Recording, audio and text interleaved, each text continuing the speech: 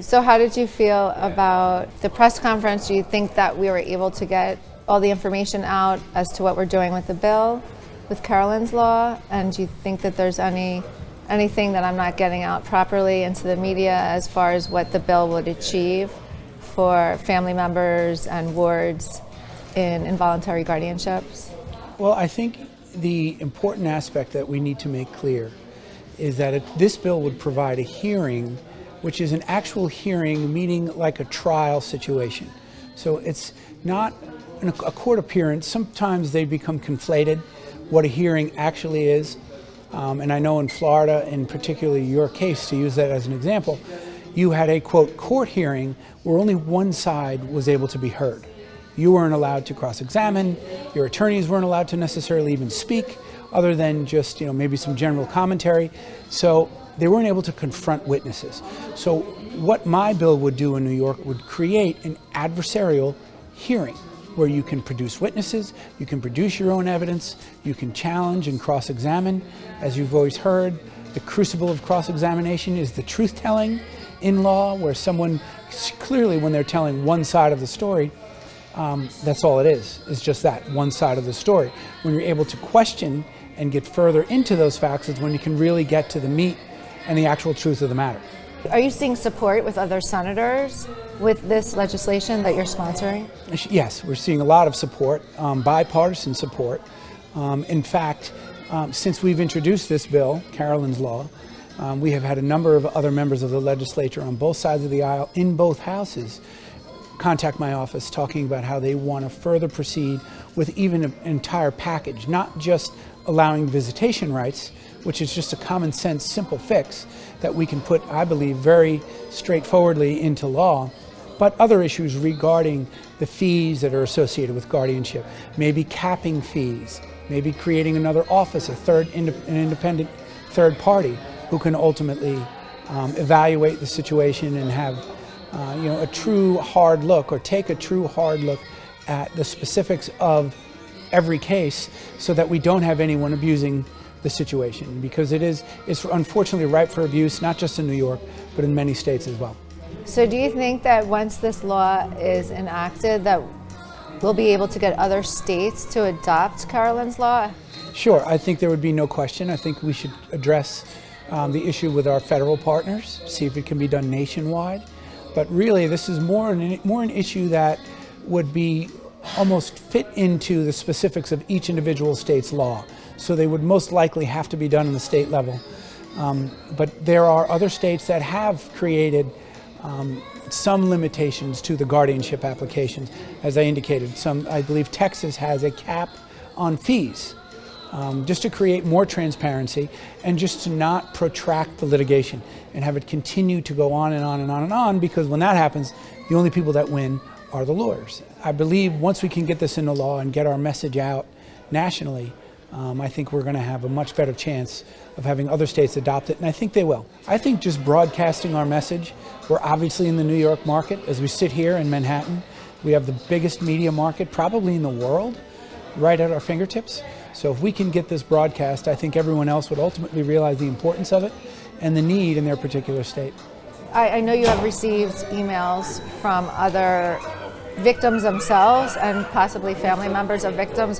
What are they saying about this bill? They've contacted you since they saw the press conference in Albany last month. Well, that's a great question, because we have had a lot of interest at our office. And it's an interesting issue, I think, for many, but we've had actual, as you indicated, victims or people who unfortunately were subject to a situation such as yours and many others, where just during the course of a heated divorce, a lawyer had all of her accounts frozen, all of her assets seized by a guardian, an appointed guardian, who ultimately just held that person hostage to the extent that they had to leave the state because they couldn't access any money. It was just really an insane and horrible situation. So this happens, as I said, it's a lot more prevalent than we thought. So this is something that now that it's come to the forefront with Carolyn's law and our proposal, many people are coming out of the woodwork saying, this happened to me, this happened to my friend, or a family member. So that's great. That's great, it's because significant. It's going to help a lot of vulnerable individuals in the state.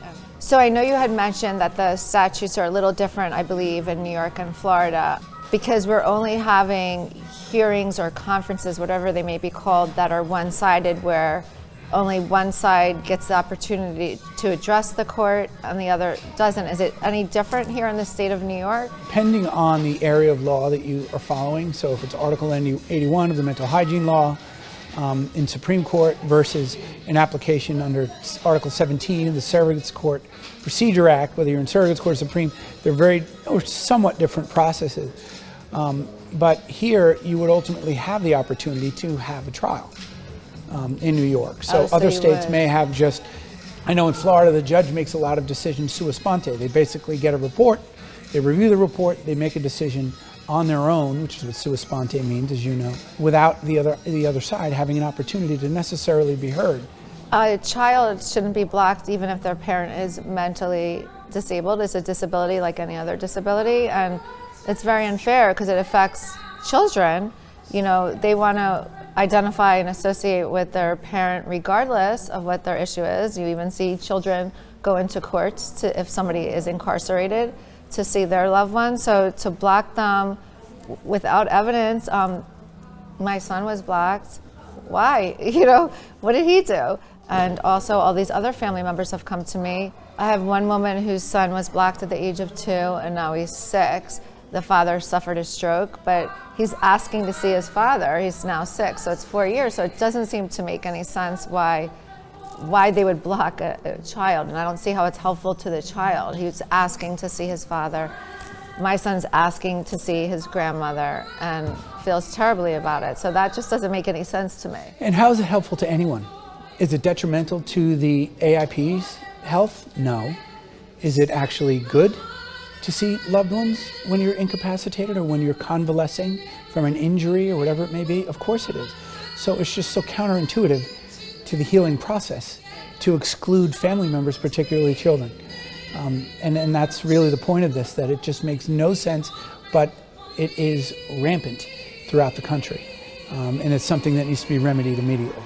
My mother was born and raised in the state of New York, and it means a lot to initiate this bill, have this bill enacted into law in the state where she was born and raised, and hopefully Florida will adopt this law. So I'm just grateful that you've taken the precedent and you're willing to speak on this, even with other states nationally, and hopefully make a huge change and reform guardianship. So I'm just so grateful for you. Well, thank you. It's my pleasure, and it's just something that needs to be done. It's just a common sense fix. So hopefully other states catch on quickly and we get it done.